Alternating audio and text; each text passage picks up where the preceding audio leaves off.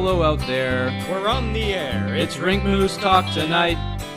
The beers are cold. The mics light up. And the boys get set to fight. The gloves come off. Opinions get thrown. And someone slips on ice. One man howls. The other scowls. But the show must go on. Oh, the good old hockey game is the best game you can name. And the best game you can name is the good old hockey game. You're an announcer with a long stick from time to time. With hockey flows and more shots known. Pierre Maguire's life. Not John's a leaf. Ovechkin's teeth. And Hoffman's crazy wife. When Carey slumps. And Bergevin stomps. Duran's not LaFontaine. Jokes aside, it's podcast time. And Rink Moose is the name. Oh, the good old hockey game is the best game you can. Greetings and salutations, and welcome to episode 31 of the Rink Moose Hockey Podcast, a weekly episodic podcast where two good friends get together and discuss all things NHL and their implications in fantasy hockey. I am one of your hosts, Nick Costu, alongside my good pal tonight, the one who I will call on this given night, the Devontae Smith-Pelly wannabe, Oh, Kyle what Knight. the fuck is that? That's a What's that? load of shit. That's not full of shit, because as you know, we recently just registered for our annual summer 3-on-3 hockey league, courtesy of the ASHL. And Kyle here requested a particular jersey number. Now which has hold left on me- just a minute. He's left me kind of dumbfounded. In case everyone didn't know, Kyle is a fan of the number 25. And he's requested the number 25, which I just don't know what the inspiration is there. I'm a little confused. Well, Nick, first of all, when I meant... And hey, and I'm looking at the list here. And it's Dusty Company. I mean, straight up just Dusty Company that you're alongside with. We're talking Brett Ritchie, Oh, Darnell Nurse, that's enough. Kase. That's enough. Actually, he's a good player. Green, Carlo, Brassard. Oh. It's just Dusty. Now, here's the thing. Two things. First of all, when I said choose a player bio for this thing we're talking about, I didn't mean that associated with the number. That's ridiculous. I mean play style. Second of all, the reason I always choose 25 is because I'm born on Jan 25. That's stupid. I don't Come need inspiration from any player because I make my own inspiration. You want to make your own legacy. Yeah, Don't follow others. I mean, at least I'm not making it in like a random number generator like our friend Dante. Chose number 39. Right. What's worse than that? That's a mistake. It's not even divisible by 5 or 2. Mm-hmm. It's just I know he's upset about it and we're sorry to bring it up on the show, but I mean it had to be said. He chose 39 with a name generator and stuck with it. So Nick's pulling all the strings he can on the back end here to fix he's this. He's scrambling. He wants the GM. He wants the commissioner on the horn. He needs this number changed before the season starts. He sure does. So let's back it up here, Nick. We got to tell the listeners here. We just signed up for a little 3-on-3 action over the summer in this really cool league where it keeps track of all these stats and lineups and team stats and all this kind of crap. So what me and Nick were all excited about was there's a little player bio thing. And what this is mainly for is you describe the kind of player you are so that other teams, if they need to pick up a spare player, you can actually make yourself available to play on other teams as like a rental. So that's where you put in your fill in your bio. Tell them what kind of player you are. So we thought it'd be a fun little activity if we each kind of guess or estimate what kind of player the other guy is. And then we say who we are as our prototypical guy. So This will be pretty ruthless. oh, that's It you know only what? can be. No, There's no good way to do this. you can be Just you can be brutally honest. serious You're being about it. Brutally honest. Man, oh man, you must think so low of me if you put Devontae Smith-Pelly got waived. I'm not saying you're the same. I'm just saying you wear the same number, and Oh, all these guys are Dusty. but Nick, that's no way to compare someone. We don't compare No, absolutely Crosby not. to who the other guy, Brashear, whatever the fuck his name was, who wore 87 on Washington. Sure. So this is just a ridiculous way to go about No. things. Yeah, no, that's an uneducated answer just to say you're Devontae Smith-Pelly for the sake that you just were 25, but it's still a dusty number nonetheless. Yes. Okay, so who wants to start here? I'll start. Okay. Actually, no. I'll start. I want to go. So I'm going to say who I think that you play like. And I had to really think about this. I'll be honest. The first name I landed on, Nick, was a guy named Jake Virtanen. Okay, yeah, I'm just not. It doesn't resonate with me. What do you think of that? I don't know the player I don't know the player very well. Ah, come on. He plays on the West Coast for Vancouver. I don't really watch a lot of Canuck games. Okay. Was he a first rounder? He was Pretty sure he was a 7th, 8th overall guy. Well, there we go. He used to be good, but he's never been But good. I can't. Yeah, I mean, I watch when I do watch a Vancouver game, he doesn't stand out. You know, there's only a handful of names that do, and that guy just doesn't make the cut. Well, I kept going. I kept thinking about it because I didn't think that was a very. It wasn't the best thing. And you know what I landed on? You might like this. Pretty solid. Kevin Hayes. What do you think of that? It's pretty good.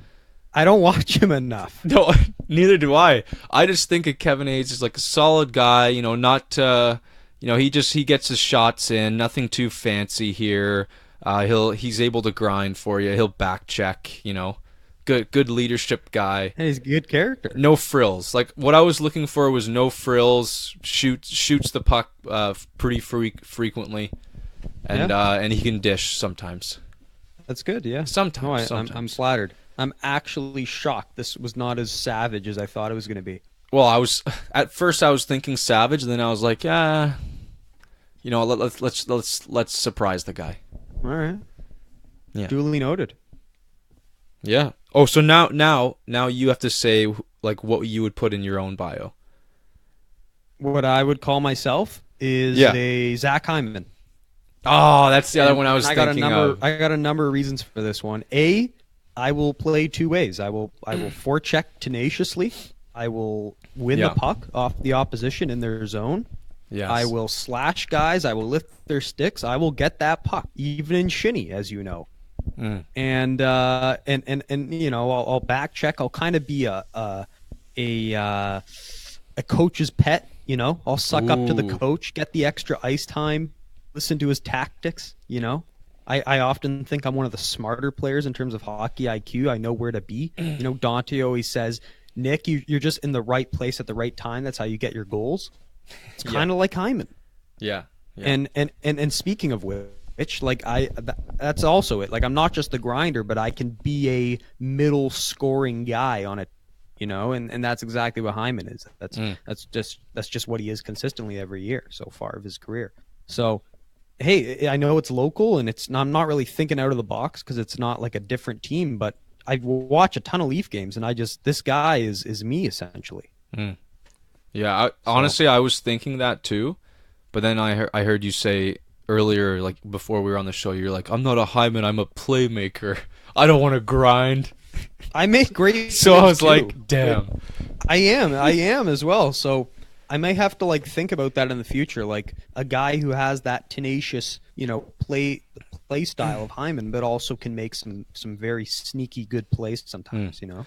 Now, Nick, here's the one thing I'll say to you: if you want to keep up this picture perfect image, you're gonna have to get your conditioning up, my friend. This is big ice out here. Yeah. 3-on-3 big ice. You expressed your concern about you huffing and puffing out there, so I want to see you on the workout bike every other day. Yeah, that's the problem, right? I don't have ice here. I'm not playing like you guys are. I'm for the next month. I'm essentially a hermit studying for exams. No, don't do this. And so it's the least ideal scenario to be in when you're prepping for this what's going to be an amazing league. Yeah. And so I think I'm going to be one of those guys who, very much like the NHL, it's kind of like that restricted free agent. He kind of signs late, you know, kind of like Nylander. He's going to need a few games to get his legs going. You know, people are going to criticize him. My name's going to be in the paper. I'm not going to be everyone's friend, but come mid-season, I'll be in true form. Oh, And he's then he's the still real, not the in real good Nick will show form. himself. He's still not in form. Nylander? Oh, Yeah. well, he's looking really good. Come on. Oh, come on. He's got his legs under him for sure. Yeah, he's got his legs. He's got his legs. Got the legs. He's working on the hands. They're coming along. Just got to score some goals. Yeah, that's it. Mm-hmm. All right, let's switch it up. Yes. So you want me to comment on your player? Is that right? Yeah. So who do I think you play as? Yes. Okay. Yeah, William Butcher. No, I think you're flatter. I think it's so flattering for me to say this, and it's so fitting that probably he wrong. is your favorite player. That's Jonathan Drouin. No, that's such shit. You know it. He's your favorite player. That's such a cop-out answer. That's the worst It's answer not a you could cop-out give. answer, and I'm going to explain it to you, okay? It's cop-out. Sometimes you just don't look into the game, and then when you get Okay. the puck, it's like you would turn on the accelerator, and it's like 10 out of 10. And that's That's how I shitty. define Jonathan Drouin. The guy's he looks like he's going 50% out there, gliding around the ice.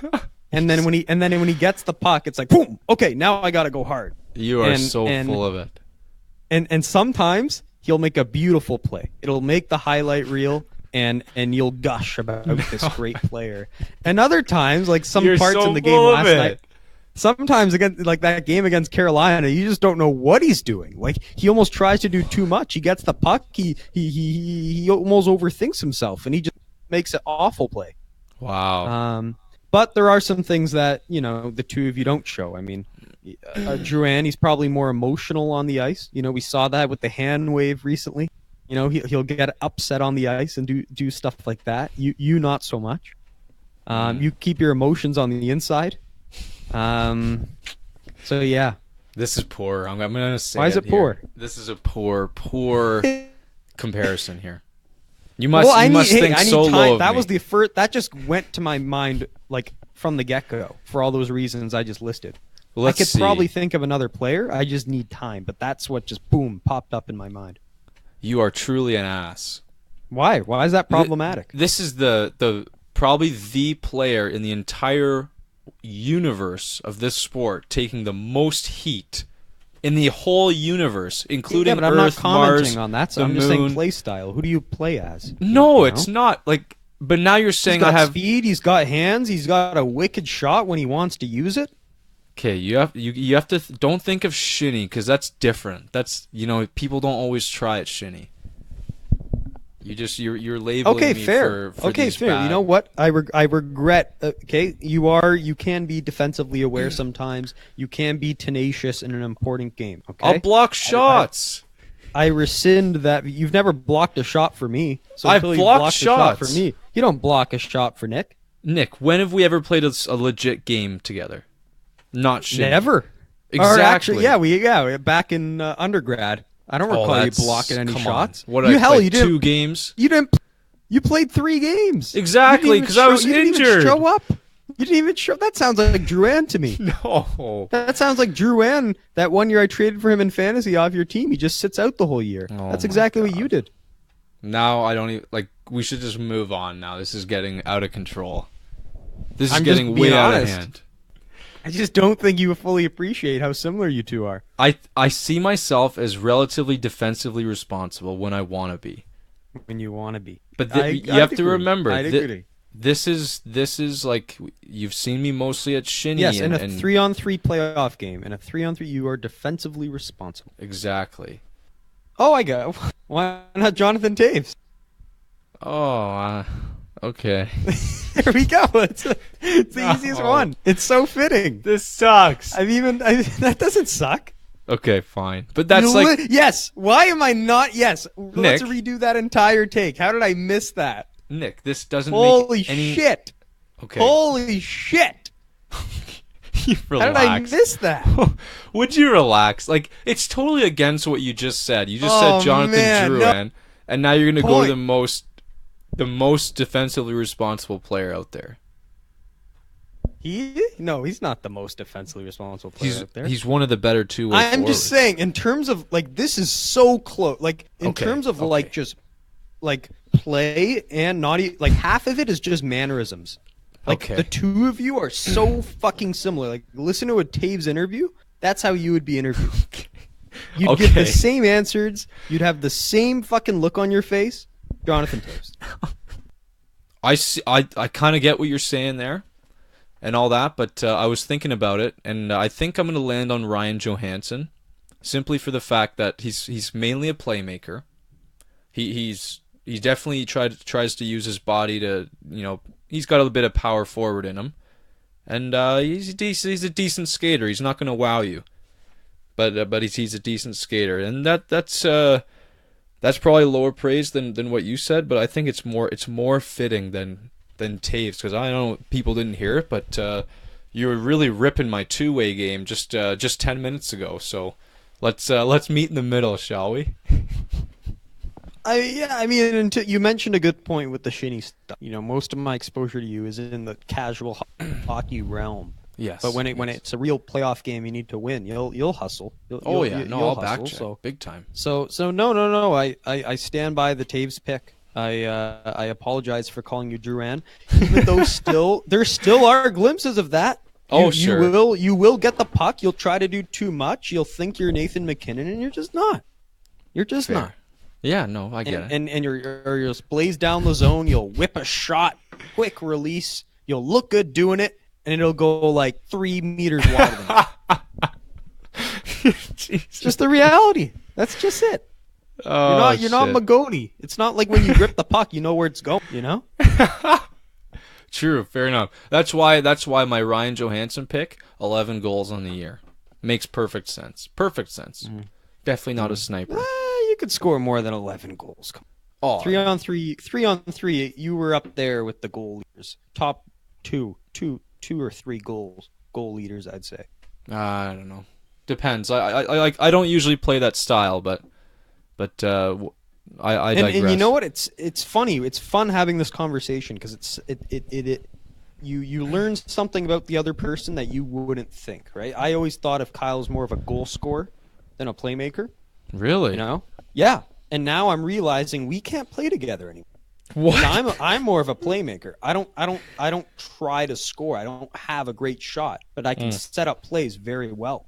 And so this just tells me this is an incompatible relationship. We're just not meant to be together. And now we both agree Magoni's a goal scorer. Magoni's a goal scorer. Okay. You go with Magoni, I go with his brother. The whole Magoni family is full of goal scorers. What about Dante? Dante's his own breed. He's a Shea Dante's his Weber. own breed. Shea Weber Shea from Weber? the back. He's got the character of Weber. Oh, you know what? Maybe like what's the guy in San Jose? He's also always looked up. He's always looked up to Shea Weber. really He's a favorite of Dante's. Yes. Oh, Petrangelo too. That's another good one. yeah. Oh yeah. There you go. A lot of similarities there. Yeah. And of course, Magoni is John Tavares. 40 goal Oh. scorer. Absolutely. Stoic as a stone on the ice. Stoic, good shot, good awareness, knows where to be. Gives a candid interview after the game. Super candid, super clean interview. Just a clean guy all around. Yeah. He's not gonna slash you. No off ice issues. He just does his thing. Consistent effort. Oh, yeah, exactly. There you go. Every single day he's gonna act the same way. That's like half the team we've blabbered off there on who their comparison is. It's great. Yeah, it is good. But Nick, we got to move on. Unfortunately, now you had a bit of luck in fantasy hockey. What the hell happened? What the hell happened? Well, let me get into it here. I got notes. Oh God. Get ready, folks. All right. So as much as I want to sit here and say, because this was my original take, I was going to come onto the show, sit down and say, this was simply, inexperience versus experience. It was like a hard-nosed playoff series, and they both give it a good fight, but at the end of the day, it's just one of those where when the dust is settled, you say, that team had been there before. The other team they got scared by the theater. They got afraid. The theater. And the more experienced team won. And I kind of wanted to sit here and that was going to be my take and just say, Mitch, he was great and he's young still and he'll be back. Oh my But God. at this point, it was the veteran who just he just took the reins and won the series as he should. Mm-hmm. But the reality is, I also think he kind of beat himself in a way. I wow. didn't have a great week. I made some managerial miscues. I did not have great splits. It was far from the perfect week. But when the guy you're playing sits Pecorine on the Monday starting the week, and Pekka pitches a shutout, I mean, you're immediately kicking yourself, are you not? Yeah. Oh, for sure. So, I mean, he gets that shutout. That's another stat there because no one had got a shutout all week. He gets another win. He might win the whole thing if he just starts Pecorine that night. And so, as much as I want to stand here and say I did the perfect job and my managerial, moves of the week were perfect and it was just a perfectly played week, I can't really say that. And to me, it sounds like I instead went up against a guy who, while he had a really good team and that a lot of people that I showed our teams to said he had a better team going in, including yourself, I just think he kind of beat himself here. I didn't beat him. He beat himself. Would you agree with that assessment? Nick, I can't. I did look at the scoring at the end, but I can't say I was following too closely on that little matchup there. But what I will say is what I've noticed is Mitch. I think he played it. I think he maybe played it too safe. He didn't go for it, and I think he didn't have as much faith in his team as he probably should have. And I think he could have done a bit more, but at the same time, like you said, he's a rookie, and we need to acknowledge that this is his first year in the league, or second year. But still, that's pretty fresh, pretty darn fresh, and he's never been in the finals, so it was a good experience. There is merit to that argument that the veteran won out, and the experience showed itself. The gray beard was the superior person here. I think that's probably the more dominant storyline here. Wow. Okay. Like if Mitch was more experienced, then he wouldn't have beat himself. Right. At the end Fair. of the day. So his inexperience caused him to have not much faith in his team, and as a result, he beat himself. Yes. And well, let's be honest, Fleury was missing all week. Yeah. That was another big fat, and Rantanen too. He got hurt by the weekend. Yeah. And I saw Mitchell last night at the bar. And, first thing I did was give him a hug and a pat on the back, and I said, I'm sorry for your loss. Was he at the bar just getting drunk, drinking his sorrows away? No, I'd like to tell you that, but he was perfectly fine. He fine, barely cared. He was just like, yeah, it was a tough week, and then he kind of moved on. Like, I got to tell you, this guy, he might be putting up a front where it's like he's acting like he doesn't care. But every time I've asked him about it, he goes, yeah, no, it's going pretty good. And then he just kind of leaves it alone. So he's got this mentality to him where he just doesn't give a darn. Or maybe he just doesn't and he gets lucky. Who knows? I don't know what happened. He crushed Braden, who you were very scared of. So Mitch is a huge dark horse. He's capable of surprising people. And he's surprised us all year. But it all came down to this, and it looks like the inexperience finally got back to him. But regardless, the silver lining for him is he grew as a player. I really believe that. This was a guy who last year went from somebody who we were saying, oh, he just made the playoffs. This would be a Cinderella story if he won. Yeah. And everyone was kind of rooting for him as this Cinderella. And now he's proved it through his team and his drafting and his acquisitions that, no, this guy's a competitive guy in this league, and this guy could foreseeably win any year. So, he certainly showed me a lot and went down with pride, tried till the very end, made some Sunday pickups. I like that. Yeah. And it was very close. I'm telling you, if it came down to the hits. I had some guys who really stepped up late. Gustafson on Chicago. Man, that guy's emerging as a star in this league. Is he? And he really helped me on the Saturday night. He's a stud. I can't wait to have him on my team next year. Just watching him play, this guy is unbelievable to watch. Wow. High praise.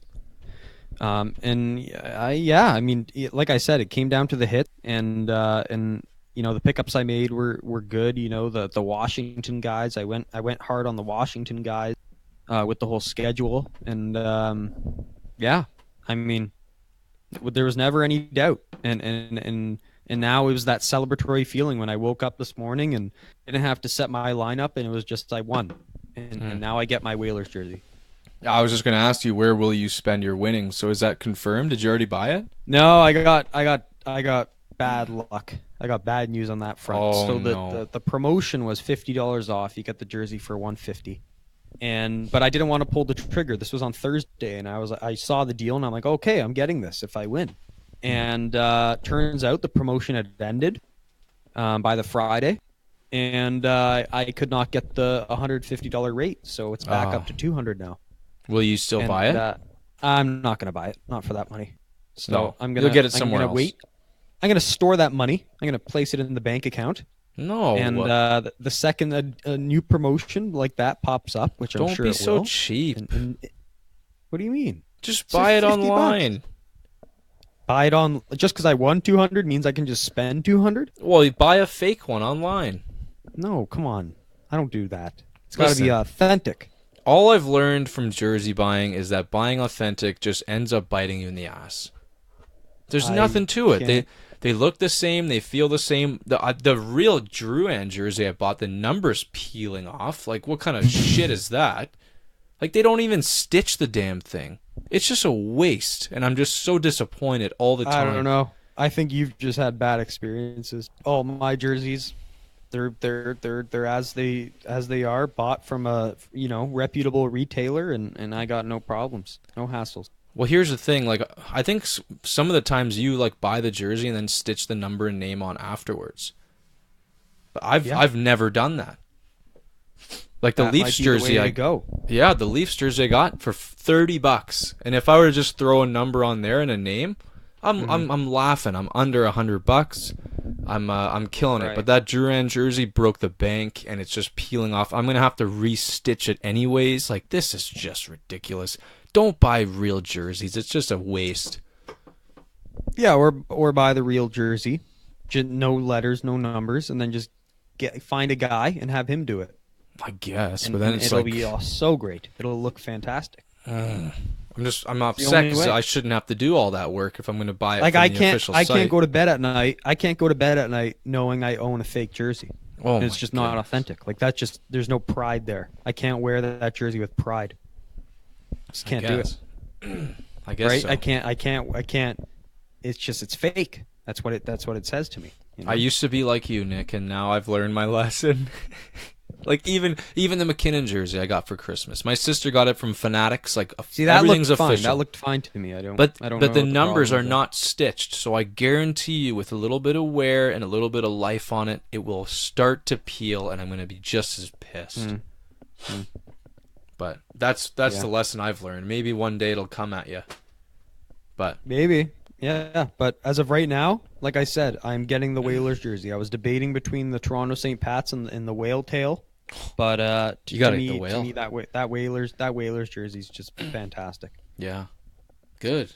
No, like you said, instant respect on any pond, Instant respect. any shinny rink. Like, these guys are gonna love it, and you better live Wear up it- to the you name. can wear it for St. Pat's Day. You know. And who are you putting It's on the nice. back?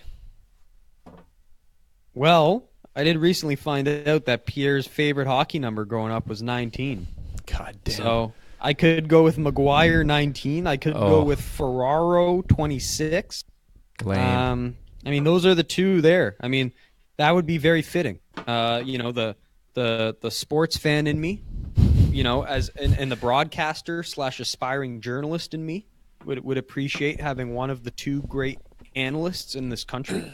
Oh. On that jersey, I don't know, one of those two for sure. Oh, it's the Maguire that's gonna win out. I don't know. He's never played. He's never laced up his skates for a game in the show. I know, which is why It just seems fake. Neither one makes sense to me. No, Ferraro makes total sense. I know, but what connection do you really have to Ferraro? Well, he's the best analyst in the country. Oh, maybe. Chicken parm. We both love chicken parm. He's got character. Oh, I get. Yeah, I like Ray's. He got in a his lot playing of character. career, he was a high character, kind of a not built, tough, not big guy, but he was very skilled. Scored something like 409 goals or something. This guy was a good player, good character too. Fair enough. Now, do you want to get to the real meat of the episode here, Nick? Sure, let's do that. So the meat of this, the meat of this episode is based solely around shit-slinging, poor class, excuse-making managers of the NHL, owners/managers of the NHL. And what do you know? They both are associated with Canadian teams. I'm sure you know what I'm referring to, Nick, and you fans out there. You've heard this, but this is the Rink Moose take. The Eugene Melnick comments. Now, why this guy had the need to get on radio and start talking about stuff, I have no idea. Why, in the situation that he's in, does he need to get on radio? Now, shall I walk you through these quotes, Nick? Oh, I'd love it. We're gonna go quote for quote and talk about those things like as they go by, like not the whole thing. So I'm gonna do the first one here. So Eugene Melnick to the mayor of Ottawa regarding LeBreton Flats, which hits so close to home for you, Nick, because you wish the rink was in LeBreton Flats. He says to the mayor of the city, "He is lucky I keep my mouth shut. He should keep his shut. I would be careful if I was him." End quote. Like, I'm sorry, but you're deliberately. It sounds like you're threatening the mayor of Ottawa over this LeBreton Flats deal. Like, this guy's lost his mind. And then the mayor just responds as coy as he possibly can, just all class, like, "I don't take my marching orders from Eugene Melnick. He can run his team and I'll run my city." It's just like, this is becoming just a clown show. So, I don't know, like, why would you call out the mayor of a city, Nick? Why? It's bold. You're getting into the political, and the second you're getting into the political, that's not good. Keep your hockey executives, stay to hockey. Don't get into politics. Don't be accusing and slandering others, especially those with power in the political realm. It's just not wise. And if we've learned anything, it's that this guy just doesn't make wise judgments. It's a big reason why a lot of Sens fans I've spoken to have said, "I refuse to go to a hockey game at the CT Center until that man is gone. Until he's gone, they will not give $1 to that franchise." And it's things like this that sparked that. But that was just the start of things. So why don't you continue with the rest of his quotes here? Yeah, so that's the mayor. Now that's bad enough. Now what do you do next is you go against the fans, the guys that pay the bills. Now this is genius level number 2. So he calls out Senators fans who haven't been quote-unquote loyal to the team, and he claims that these fans are disloyal, and then he said something along the lines of, "Yeah, and they're probably just a bunch of 12-year-olds from Toronto, because one of the most vocal fans was some Toronto fan who's 12 years old." So now, like, he's just sounding like a bit of a dummy here. So now he's all those who criticize him, he says they're disloyal fans. Well, maybe they've just got a brain in their head. And then now he's going against this 12-year-old kid? Like, what the hell kind of nonsense is this? I mean, the 12-year-old's probably got more sense in his head than this guy's ever had. And what he's doing right now, he's just slinging blame. Like, he's messed up. He's effed up this whole scenario. And he's just going, "Yeah, if the fans aren't coming out, they're disloyal. I've done my job. We've done a great job. We've gotten all-star games here. We've gotten drafts here.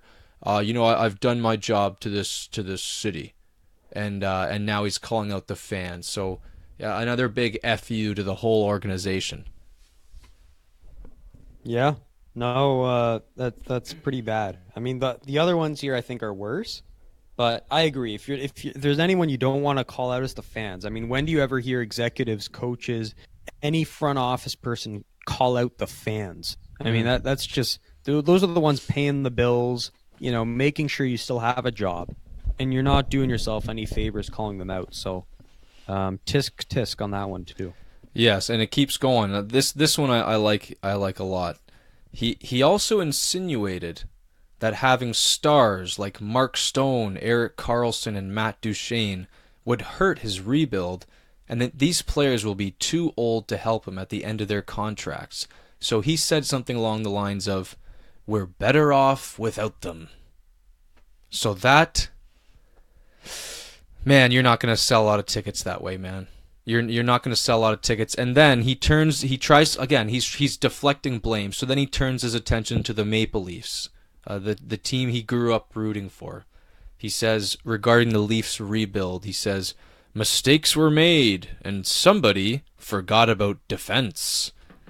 Now that's awful bold coming from the last place team in the NHL, Nick. A team that's been the joke of all things hockey in the last, year.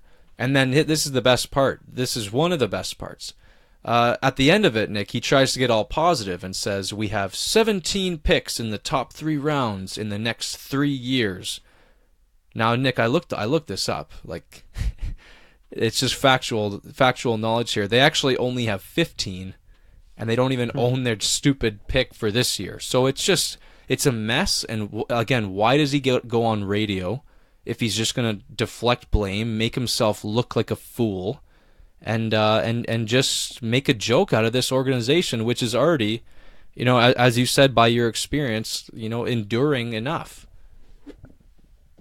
Yeah, and I'd also like to find out what the average amount of picks you have in the next 3 years is in the first 3 rounds, whatever that stat is. He said 15. I wonder what the average is, because that, for all we know, that could just be an average number. It's not really saying much. Yeah, exactly. And no, I liked the Leafs one as well, because he's trying to pick apart this team that everyone loves right now, and it's kind of been the opposite. You had a president who came in and cared with the team. They got a good GM there. They had Lamoriello there. It was like the perfectly led.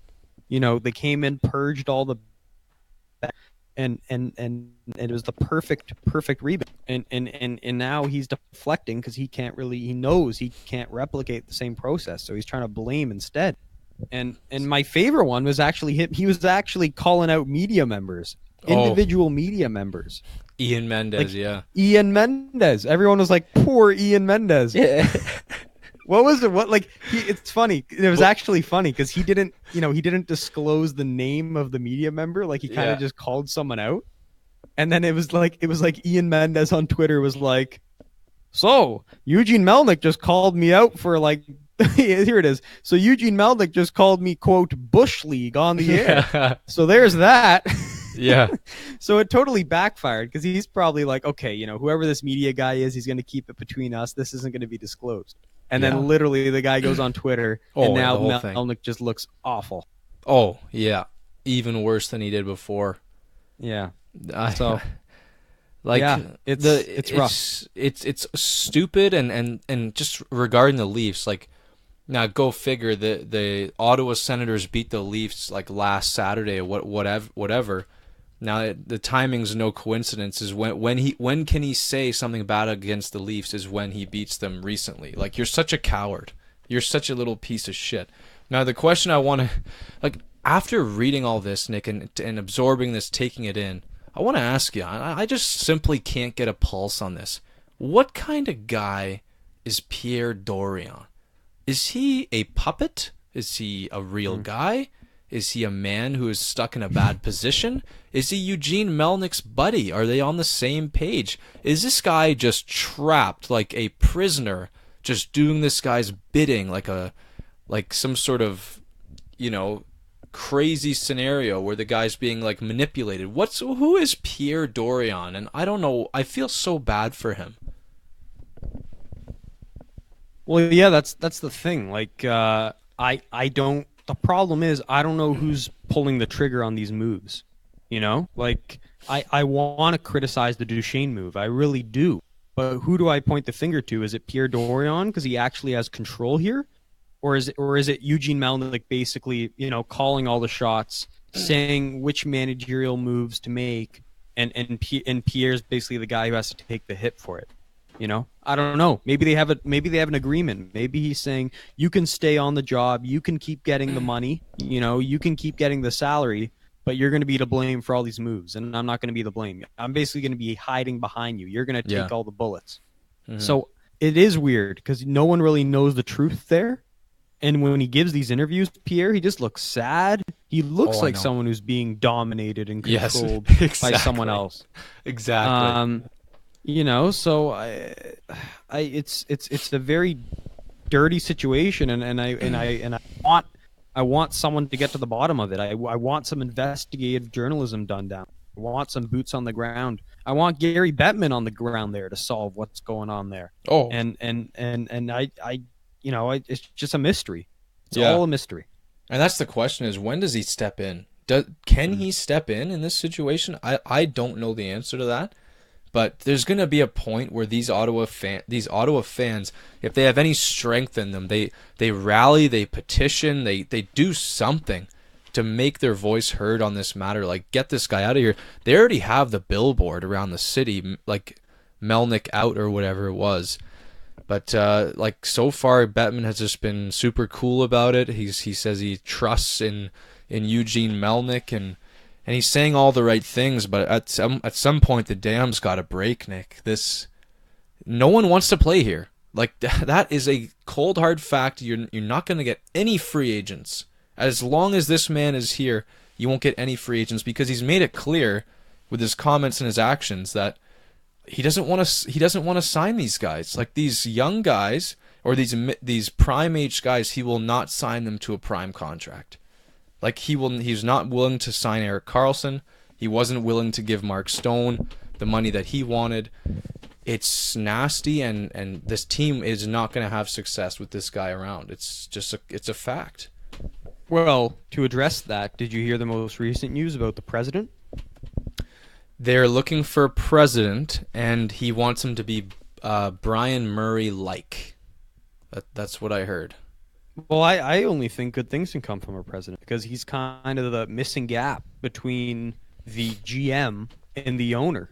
Something Agreed. that the Leafs had. You know, they bring in a Shanahan as the president, and he's kind of in between Lamoriello and Babcock, and he's just masterful strokes, and just doesn't make a mistake, and builds the team to a championship caliber, which they are right now. And I think, you know, having a guy there, adding someone to this chain of command, so it's less a domineering, you know, structure with Melnick calling all the shots. I think you bring in a strong presence, someone who won't get ruled like a puppet like Dorion. Yeah. And he just calls all the shots. You know, bring in Pierre Maguire. You know, bring him back to Ottawa.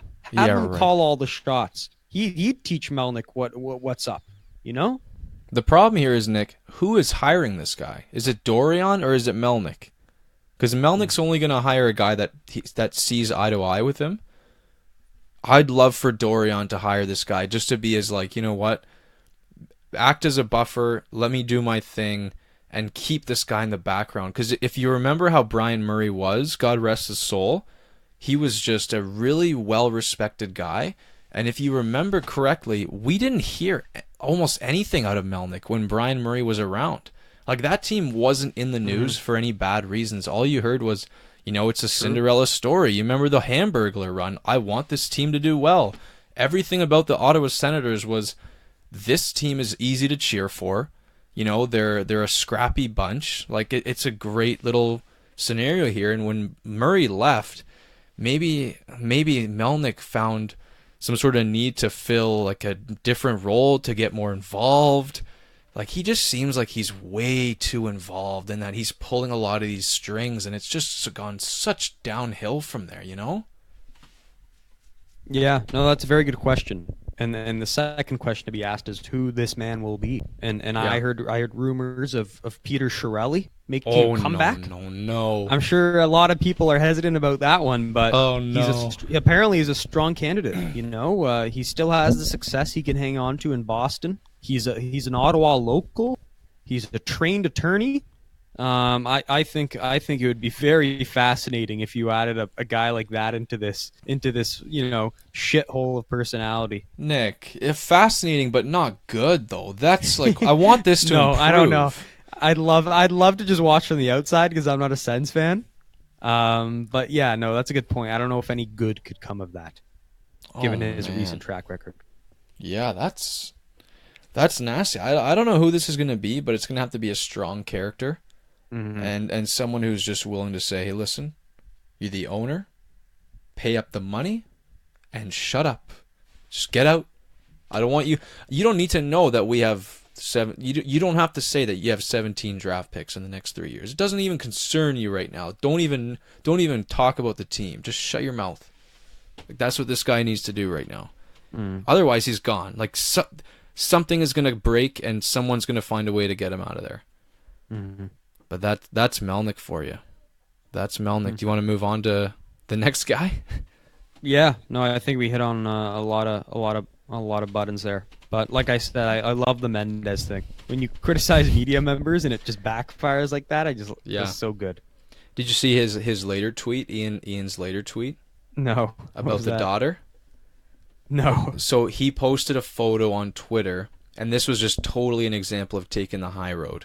He posted a photo of a bouquet of flowers and gifts, and it was from Eugene Melnick to Ian Mendez's daughter, who just had a surgery, and it said, "Get well soon from Eugene Melnick." So he actually put up an example of Eugene being a good guy and saying, and he tweeted saying, like, not everyone is, who we think they are. There's a good side to Eugene as well. So he took the ultimate high road, even though he just got called Bush League. And you're wondering, what is the relationship here? Like, how does he know your daughter had surgery and now he's calling you Bush League? What?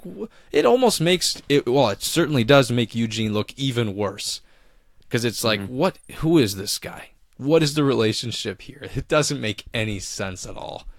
But I praise Ian Mendez for that, because he just looks like a total badass in that situation. Yeah, I guess he kind of does. All right, Bob Nicholson. So it's a short little background piece on what was going on here. So Bob Nicholson, I believe, is the CEO/president of the Oilers. Is that correct? I believe so, yeah.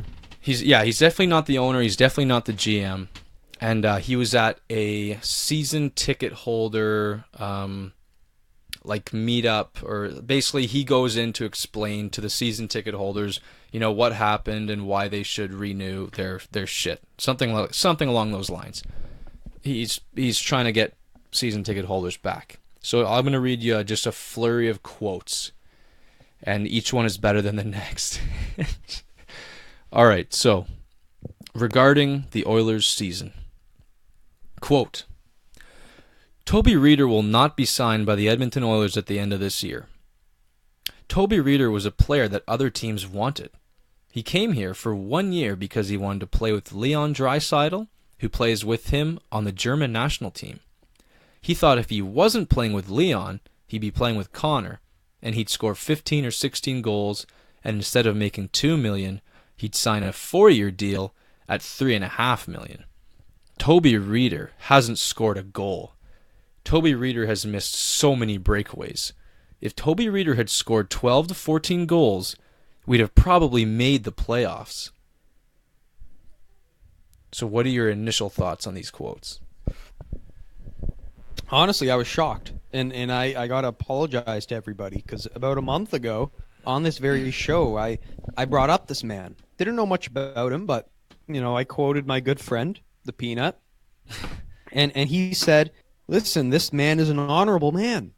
After the World Junior, he did a debrief when they lost, and after he purged all the bad names off the organization, and he made great moves, managerial moves, and they went on to win 4 gold medals. And how honorable he is, and how well he conducts himself, and the team that he owns or that he governs over." And I was beating the same drum, and I'm like, man, this guy sounds like the shit. And after hearing this, I'm like, boy, oh boy, Pierre must have got this wrong. Like, he must not know this guy very, because to me, this is pretty bad. I mean, like, what I know things aren't going your way, and it's been a long season in Edmonton, but to call out players individually in public, I mean, that's harsh, is it not? Coward. Absolute coward. who has the gall to go up on a booth in front of a microphone and blame your season on one guy, and it's a depth player? You got to be like, if this isn't the worst excuse of making up the worst example of making up excuses on why your management group screwed up, then I don't know what is. Like, I simply don't know. Yes, Tobias Reeder had a bad season. But guess what? If your season revolves around Toby Reeder's ability to score goals and in clutch moments, then you're doing something wrong. Now, I'm sorry. Like, this guy, it's the worst little bit of management character I've ever seen, Nick. I've never seen someone call out one player and blame it all on one guy. Now, this guy must feel like absolute dog shit. If I was him, I wouldn't even lace up the skates. I would fake some sort of injury because I'm not playing for this team anymore. Oh yeah, no intention in coming back. I mean, Bob Nicholson doesn't know anything about playing in the NHL, being a professional athlete in general. So the fact he's criticizing someone for his statistical numbers, that's just uncalled for. And did he issue an apology or something? Because he must have. Did he not? He issued an apology, yes. Yeah, there we go. Well, yeah, that's good. That's the Bob Nicholson I've heard of. So that's good. But man, yeah, it's he should be ashamed for Reeder. I mean, you have no business coming back to Edmonton. You move on. No. And I'm not a Reeder fan. I never have been. I don't really like the player on the ice that I see as advertised. But to go to this length to criticize someone, I mean, it's just absolutely uncalled for. Not only in hockey, our sport, but just in professional sports in general. Yeah, and I think what we've also learned here is we can't trust Pierre Maguire's judgment of character. Because if Pierre went to bat for this guy, I mean, it shocked me. Does he really know him? Is he just going off on a limb here? I think he is. Yeah. No, it sounds like that to me. Very much so. Well, I want to say one more thing, Nick, about a guy that you really respect, and he's one of your favorite guys. Quote unquote, one of the best character guys in the league. Now, we've all known over the past couple of years about the Drew Doughty, Matthew Tkachuk feud. Now, we've seen in the past Tkachuk just get right under Doughty's skin, do anything a pest could possibly do to take a star player off his game, and Doughty has fallen for it each and every time. Like, Doughty's played the victim here, and he's been juked hard by this Matthew Tkachuk fella. So, they're playing tonight, Nick. And the microphones were in front of Doughty, shaking. And so, Drew, what do you think of Matthew out there? And I'm going to read you a couple quotes. Quote, "I've got no respect for him. None. I respect everyone else. I'll never talk to him off the ice. But I'm used to it and know how to deal with it. He's entertaining for you guys, but he's not respected by most of the people in the league. It's not just me. That's just a fact." And that's just a couple of quotes there, Nick. And I mean, that's not all of it. Like, Drew Doughty just seems like such a whiny little baby in this scenario. Do you think Matthew Tkachuk's reading this and he's sad about it? Matthew Tkachuk's reading these quotes and Doughty's saying, "I don't respect him. He's just a pest and he's a bitch and nobody respects him." Like, you know what that's doing to Matthew? He's licking his chops. He's saying, "I'm ready to get going here. This guy is an absolute bitch, and I've gotten him off his game." Like, Doughty sounds like an absolute coward in this case, and your character guy here he's looking awfully frail here. Doesn't Tkachuk look like the guy with worse character? Being a guy's going to the length, an honored guy like Doughty, a guy much respected and revered in the league, is calling out a player like this. I'd if I were a player, if I'm a young rookie in the league, who am I listening to here, Doughty or Tkachuk? I'm listening to Doughty, am I not? So if he's saying this guy's a shitty guy, then I'm gonna follow Drew, right? No, I thought the exact same way before, but I mean, after I read these quotes, and here's the thing. Drew Doughty, the consummate professional that we thought he was, would say, "Yeah, it doesn't bother me. Like if he was the professional that we think he is, he wouldn't be calling him out like this. He wouldn't be saying like immature shit like, yeah, no one respects him, not just me. No one in the league respects him. No, like now I'm looking at this and I'm going, okay, Matthew Tkachuk has a quality about him, and Marchand has it, Gallagher has it, sometimes Domi has it, where you're a pest and you get under the player's skin to get them off their game. It's a quality that is tangible and can be measured by, by how much they get them off their game, and people value that. And all I'm seeing right now is that Tkachuk is excellent at his job. Doughty has always played like shit whenever they're matched up against each other. And he'll do the thing like I saw on a highlight. He'll do like a fake dive whenever Kachuk's near him and look right at the referee. And it's just sad. It's just sad to see a professional get so toyed with by this young player. It's a bad look for Doughty. It's a bad look for Doughty. What do you expect him to say? Like I said, if he was smart and a professional, he'd just say, yeah, he tries to get me off my game, but I don't really worry about that kind of stuff. Like, that is the boring gray answer that you're supposed to say. Like, I'm telling you, Kachuk's reading this and he's getting fired up. I'm telling you right now, he's getting fired up on this. Well, I'm not surprised, because I don't. When we say Drew Doughty has character, and we spoke about this a few days ago, it's not necessarily this guy has hockey smarts. He has the wit, the wit of a Hyman. It's not there. He probably has the IQ of, a 40. He has a 50 IQ. God. Like, he's a dummy. He kind of comes off as a dummy, let's be honest. Absolutely. In his interviews, he does. But I like him because he's just an energy guy. In the dressing room, he's one of the loudmouths who gets everyone fired up. And he embraces the California lifestyle. And he signs there, even though the team's not doing well, because he likes it there, and he's not going to let the media or the city of Toronto dictate what he does. And that's why I respect him, and why I'd want him on my hockey team. I'm not saying he's a smart guy, and maybe he doesn't say all the right things in the media. That's for sure. I mean, just look last year when he got suspended in the playoffs against Vegas, right? He called the decision to suspend him horseshit in public.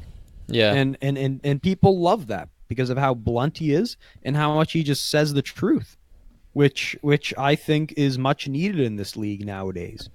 And he's not, and this was another scenario like that. He's just speaking the truth. He can take the honorable route, but he's just saying what's on his mind. And you may not agree with it, but he's giving the media what they want, which is gossip and something that people like us can talk about. So, I might be playing some, I might be, throwing a curveball here and stuff like that. But I embrace the guy. I like his character, what I've defined as his kind of character. And this to me is just more of that. I may not agree with what he said, but I'm just still going to defend my guy because he's one of my guys. I'm interested to see what happens tonight, because there's going to be, rumblings between those two and what comes of it. I mean, if he was smart. In fairness, it's a long year, and it's been a long year now. So if there's some tension brewing, if there's some, if they're a little mad and he's saying stuff like this, then you got to understand it's been a long year. He's not used to losing. This is the first time they're not making the playoffs where, they make the playoffs pretty consistently. So to me, I mean, he's an emotional guy, and he's in there's tough moments just getting to him, Well, he's going to have to get used to losing, because they're going to be losing a lot.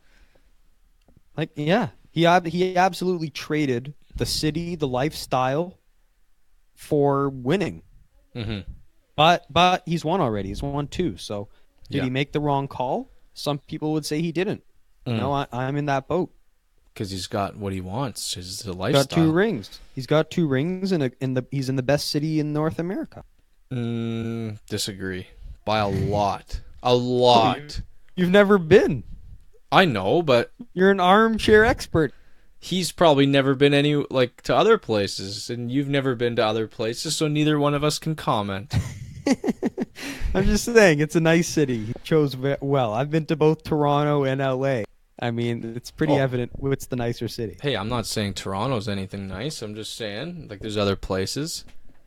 Sure, there's other places, Winnipeg. but those were the two to choose from, right?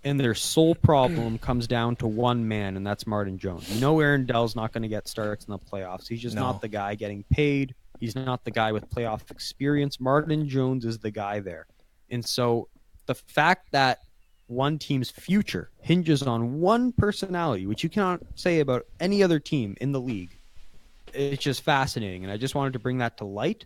And I think it's going to be very interesting how this team shapes up, because this is a team that, by all indication is quote all in. They got the Erik Karlsson for 1 year. They've made it known that a lot of contracts are expiring, lots of old bodies there, and this could be the end for guys like Joe Thornton. Joe Pavelski's not getting any younger. So it's a very fascinating scenario, team to watch for sure. Well, it's not only fascinating, it's awful. Like it's almost but I find that fascinating. The journalist in me is seeing all these things, and I'm like, boy, there's a lot of cooked up drama there. How's this gonna how's this all gonna figure itself out? I mean, there's a bit of writing on the wall, and right now the writing is pretty nasty.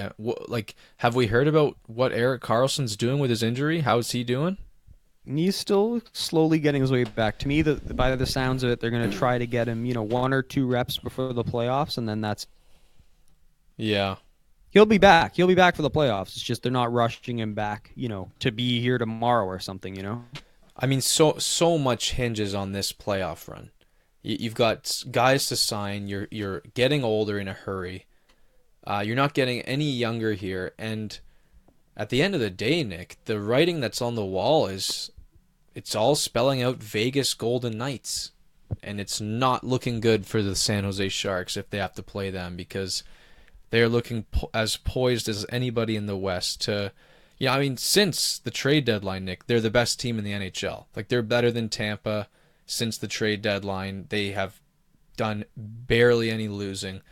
So, it's going to take a hell of a effort, maybe even a miracle, to beat the Vegas Golden Knights if you're a team, like you said, with goalie problems and a bad team save percentage, and maybe not all clicking as a group here under this coach here. Like, it's not looking good for this team. It might be disastrous. They're clicking. You look at the statistics, Kyle. That's what I'm saying. What's so fascinating is this team is up there in every statistical category. They're limiting, scoring chances against. One other thing I didn't say about the Aaron Dell game was, Kyle, in the Aaron Dell game, they only had 6 scoring chances against the San Jose Sharks. The Anaheim Ducks only had 6 scoring chances, and they scored 4 goals. Wow. Yeah.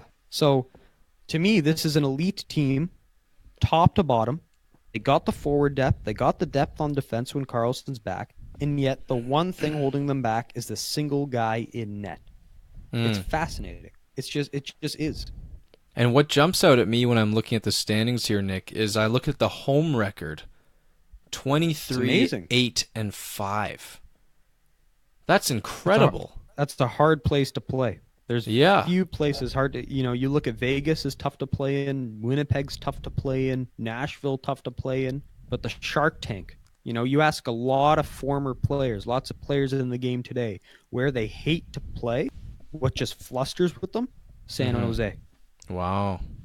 Yeah. I'm pretty surprised to hear that, to be honest. Why is that? I thought it would have been just kind of a tame, regular building. Tame, eh? Yeah, the fans aren't, apparently the way it's structured, the way the fans sit on top of you, the way the players run out of the Sharks' head to start the game. I've never been. I really want to go to a game. If the Leafs play them in the final, I'll be there for sure. Wow. Yeah, it's kind of fascinating. Yeah. So just to end off the show here, Nick, quick word on the Habs. We got to get to them. They've been very interesting in this last week. They started off the week kind of tough, but I'm really, really proud of the effort that I've seen from this team. Starting on Thursday from the Islanders, you had an excellent effort, low-scoring game. I think that was a 2-0 game, 2-1 game. And then you had that weird kind of Buffalo game on Saturday where the score got a little bit out of hand, but they showed they got their scoring touch back.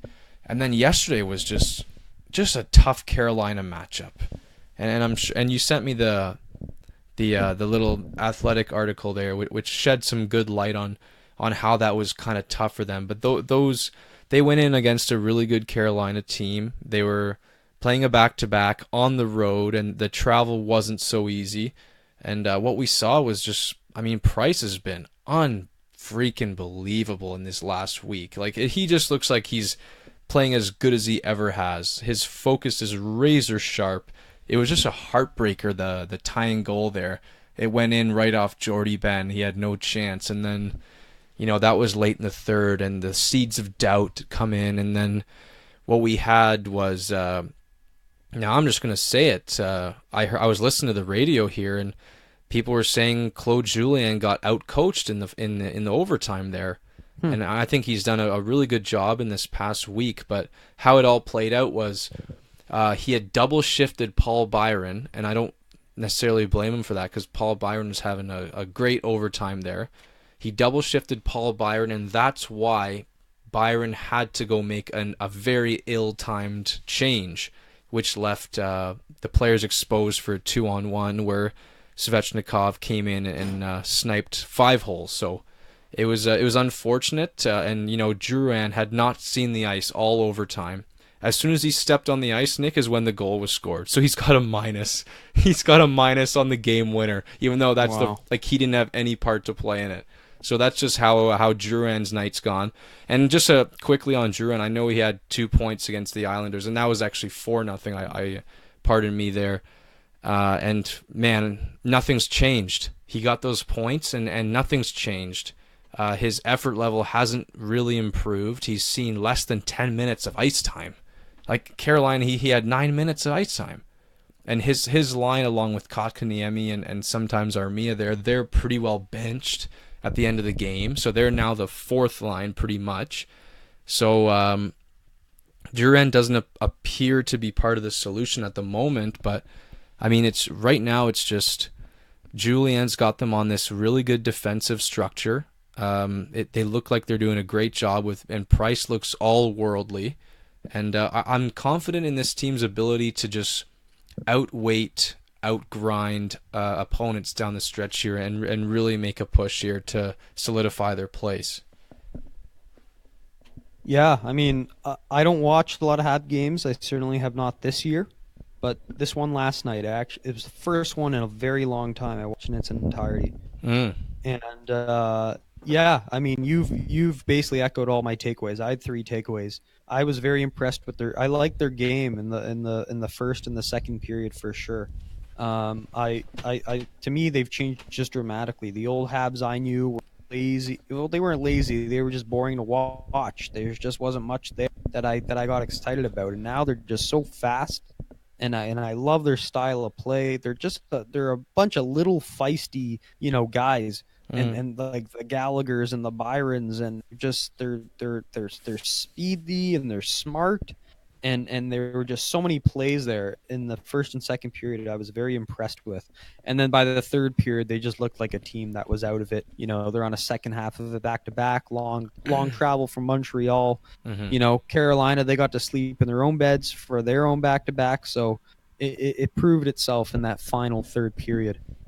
Carey Price, I mean, I don't watch a lot of Habs games, so this probably doesn't mean much, but he was probably the best I've ever seen him play. I mean, if he had a shutout in that game, I would have called it the best Carey Price performance I ever seen. He was amazing. He looked so poised. The way he was just standing and moving, and his demeanor, he just looked so locked in. And you could tell he wanted that game, because when that goal redirected off Ben, a very rare Carey Price, he let off a big F-bomb after that goal. You see his reaction. He is cheesed. And often he doesn't show much body language. Very stoic. But the Jordy Ben deflection, that hurt. The way I saw it. And then, of course, the Drouin line, it's gone from being the second line to the third line to now being the fourth. 9 minutes of ice time. That is fourth line minutes. Something's not clicking. And we saw that the night before. You know, when they hosted Buffalo, he didn't show any effort on the Johan Larsson third goal there. And you know, we saw the hand wave, the patented hand wave.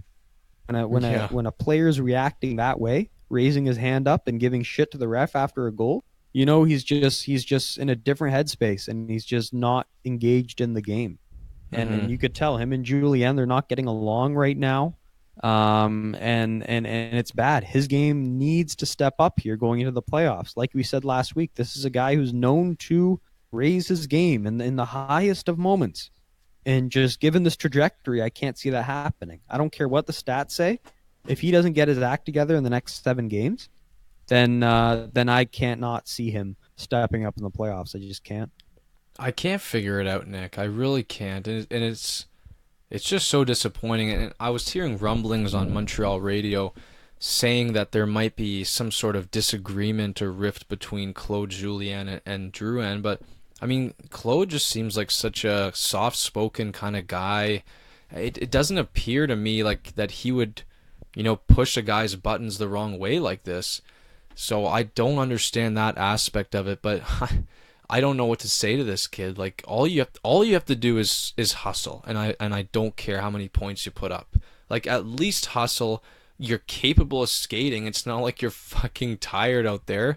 It just doesn't make sense to me, and it's hard to watch, but, you know, watching this team now, I can't really think about them. I just have to, you know, cheer on the team for all the guys who are trying really hard, and, you know, you got Gallagher's out there just going to war for this team, and Domi's done nothing but impress. It's really fun to watch guys like this, but, I mean, we have to sweep the Drouin thing under the rug until, you know, he surfaces, and I don't know when that'll be, but they're going to need him if they want to do anything this year in terms of success. There's one more thing I wanted to touch on. Well, I just want to touch on, you know, everything riding on this Thursday game. Thursday night, huge. They will be in Columbus, a Huge. raucous atmosphere, one of the toughest places to play in my mind. And the way the standings look like right now, I mean, Columbus, they took care of business in Vancouver last night, a statement 5-0 win, shutout for Bobrovsky, Pierre-Luc, your boy, you know, stood up with 2 points. Yeah. It's been you know, a raucous year there in Columbus, but the reality is they control their fate. They got about 6-7 games left. They get the Montreal game Thursday. It's a 4-point game, as we say, when those, you know, 2 teams play against each other. You win that in regulation. That's 4 points in your huge pocket. It's going to be big. And one take I really appreciated that I heard was, this is single-handedly the most important game in the Jarmo Kekalainen, John Tortorella era, which just shivered down my spine. I'm like, wow, that's actually very true. Absolutely. This is huge. All the years in Columbus, this whole rebuild, the drafting of Dubois, the acquiring of Panarin, it all leads to this. Yes. One game. Who gets into the playoffs? This is going to decide it. And this will inevitably decide the future of John Tortorella and Jarmo Kekalainen. So super invested in this game on Thursday. Wow, way to build the drama for the game. That's awesome. Oh, I'm great. They should just hire me right now. Yeah.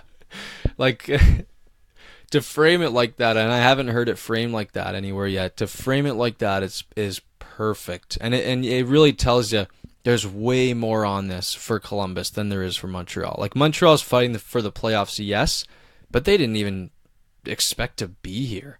Columbus, they have their whole organization's future riding on this game. I can't wait to see who steps up and who disappears. And I can't wait to see how John Tortorella reacts before, during, and after the game. It's going to be unbelievable.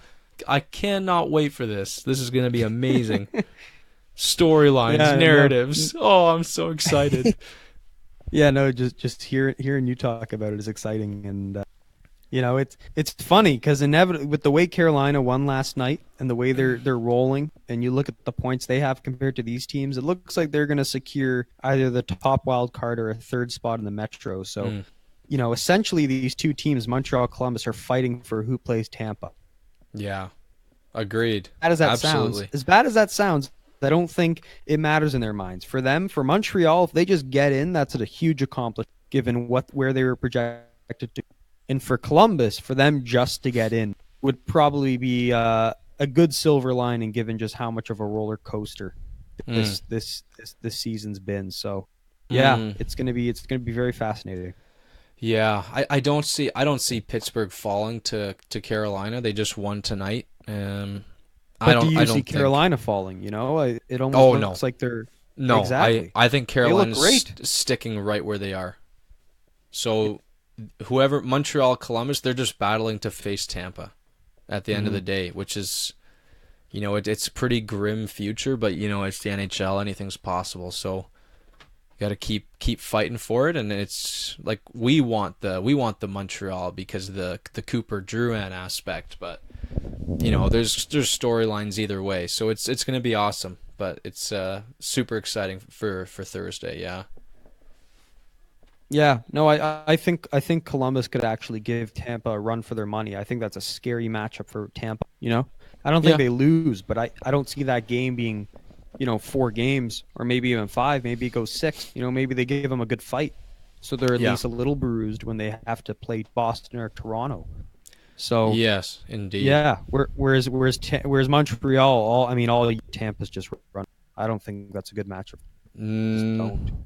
It's just not. Maybe Price steals the game. Maybe he steals the game, but I see that Tampa in 5. So, but imagine unless your boy Drouin's got something to say about it, right?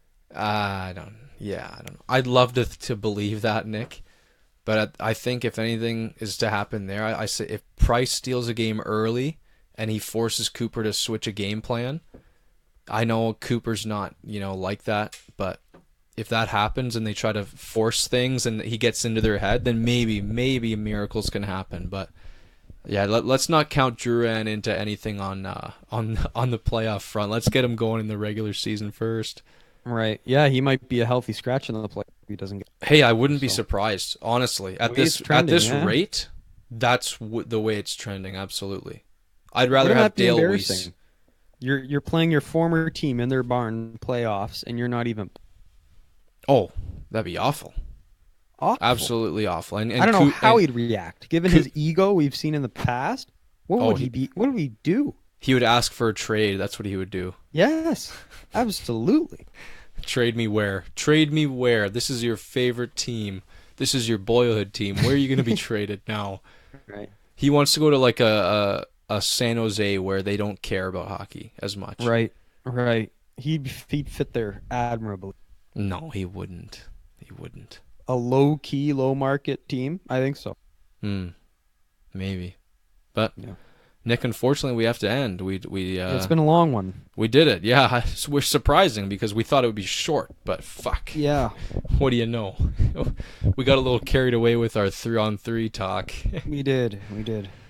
Okay, so it was a good show, everybody. 31. We're over the hump for 30 episodes, and on behalf of Nick and Kyle and the whole Rink Moose family and the 3-on-3 team and Nick's fantasy team, this is Rink Moose. It's been a proud show, and we are signing off.